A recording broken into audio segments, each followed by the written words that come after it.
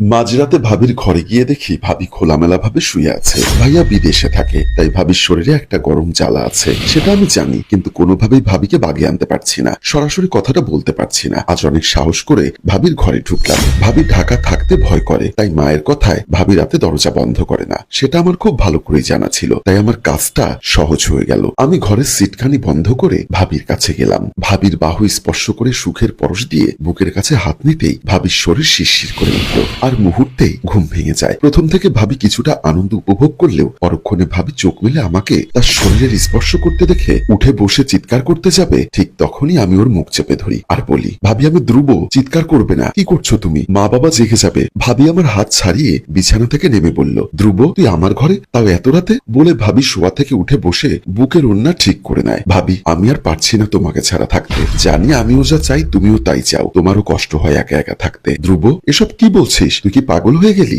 যা এক্ষুনি এই ঘর থেকে বের হ।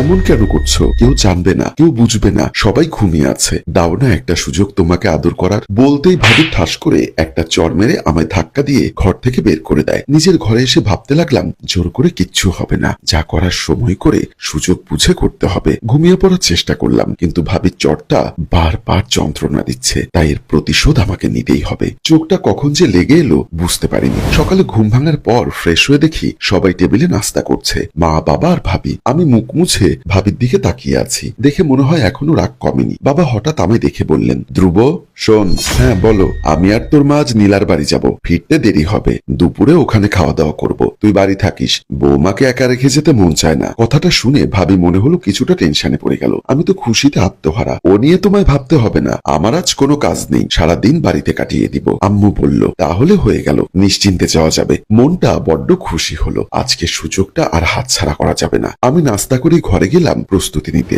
সকাল 10টা বাজতেই মা বাবা বেরিয়ে এলো। আমি ভেতরের দিকে তাকিয়ে দেখলাম ভাবি রান্নাঘরে আছে, কিন্তু রান্নায় মন নেই। মায়ের ডাকে ভাবি আসলো, মা ভাবিকে সবকিছু বুঝিয়ে দিলেন। তারপর তাদের বিদায় নেবার সময় এলো। এখন বাসায় শুধু আমি আর ভাবি থাকবো। আমি ভাবির দিকে তাকিয়ে একটা মুচকি হাসি দিলাম। মা বাবাকে গাড়িতে তুলে দিতে গেলাম। বেশ কিছুক্ষণ পরে ভাবির দরজার সামনে এসে দাঁড়ালাম। এক বন্ধুর সাথে দেখা করে একটা গোপন ক্যামেরা নিলাম। বাসায় এসে দেখি ভাবি তার ঘরে। তারপর আমি উকি মেরে দেখি ভাবি বিছানা গোছাতে ব্যস্ত।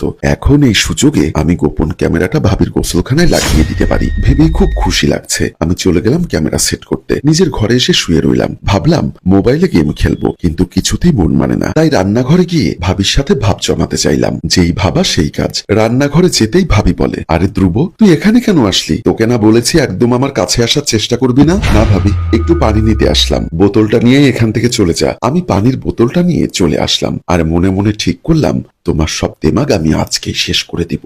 অপেক্ষার পর অপেক্ষা, বড্ড আফসোস ভাবিকে একা পেয়েও তার কাছে যেতে না পারা। অপেক্ষা করতে লাগলাম ভাবি গোসলখানায় যাওয়ার জন্য। দুপুর হবার আগে আমি গোসল করে আসলাম। বিছানায় বসতেই অমনি ভাবি আমার কাছে এসে দাঁড়ালো। আমি ভীষণ অবাক হয়ে দাঁড়িয়ে বললাম, ভাবি তুমি, কি ব্যাপার?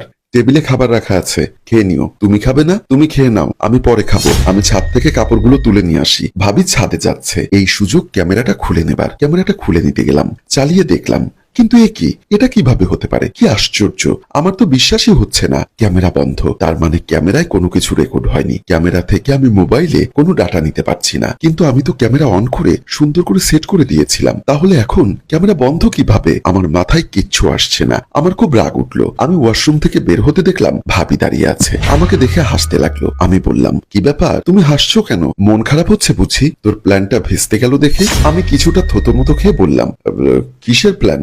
আমি কোনো প্ল্যান করিনি। ভাবি বলল, তুই আমার গোসলের ভিডিও ধারণ করার জন্য ওয়াশরুমে এই ক্যামেরাটা সেট করে এসেছিলি, আর আমি ওয়াশরুমে গিয়ে আগে ভালো করে চেক করেছিলাম, কারণ আমি জানতাম বাসায় যেহেতু কেউ নেই, নিশ্চয়ই তুই কিছু না কিছু একটা কাণ্ড করবি। আমি ক্যামেরাটা দেখে প্রথমেই বন্ধ করে দিয়েছিলাম, তাই কিছুই রেকর্ড হয়নি। ভাবি হাসতে হাসতে ঘরের ভেতর চলে গেল। রাগে আমার মাথা ফেটে যাচ্ছে। ভাবলাম এত কিছুর দরকার নেই, ভাবিকে আজকে সরাসরি জোর করে সবকিছু করে ফেলবো। তাই ক্যামেরা ফেলে দিয়ে ভাবির কাছে ছুটে গেলাম। কি আশ্চর্য, ভাবির ঘরের দরজা খুলতেই দেখি বাবা মা বসে আছে। মা আমাকে বলল, কি ব্যাপার, কিছু নিতে এসেছিস নাকি? বাবা বলল, আমার মনে হচ্ছে তুই কিছু জোর করে নিতে এসেছিস, তাই না? ভাবি আর তারা দুজন হাসছে। আমি বললাম, না ভাবি খেয়েছে কিনা সেটা খবর নিতে এসেছিলাম। তখনই আমার গালে একটা চড় বসলো। পাশে তাকিয়ে দেখি ভাইয়া দাঁড়িয়ে আছে। আমি বললাম, ভাইয়া তুমি এখানে কখন, কিভাবে আসলে? ভাইয়া আর একটা চড় দিয়ে বলল, তোকে উচিত শিক্ষা দেওয়ার জন্য আমাকে আসতেই হলো। তোর মতো ছেলেকে জন্ম দিয়েছি বলে আজকে আমার খুব আফসোস হচ্ছে। তুই নিজের ভাবিকে কিভাবে এভাবে হেনস্থা করতে পারলি? ভাবি মায়ের সমান, সেটা কি ভুলে গেছিস? মা বলল, তোর মতো ছেলেকে পেটে ধরেছি জানলে জন্মের পর গলা টিপে মেরে ফেলতাম। এবার ভাবি বলল, তোর আসল মুখটা সবার সামনে নিয়ে আসার জন্য কিছুটা প্ল্যান আমাকে করতে হয়েছিল, না হলে আমি জানতাম তোর সাথে আমি পেরে উঠবো না। তাই আগেই বাবা মাকে ঘর থেকে বের করে তোকে সুযোগ করে দিয়েছিলাম আমার কাছে আসার জন্য। আমি আর কোনো উপায় না দেখে হাত জোর করে সবার কাছে মাপ চাইতে লাগলাম, কিন্তু আমার পরিবারের লোকজন আমাকে শাস্তি দিতে লাগলো। সম্মানিত ভিউয়ার্স, আমার মতো ভুল যেন আপনারা করবেন না। গল্পটির ভাবনা ও পরিচালনায় অভি, ক্যামেরায় শিহাব ও শাকিল এবং প্রযোজনায় মঞ্জুর মোর্শেদ। ধন্যবাদ।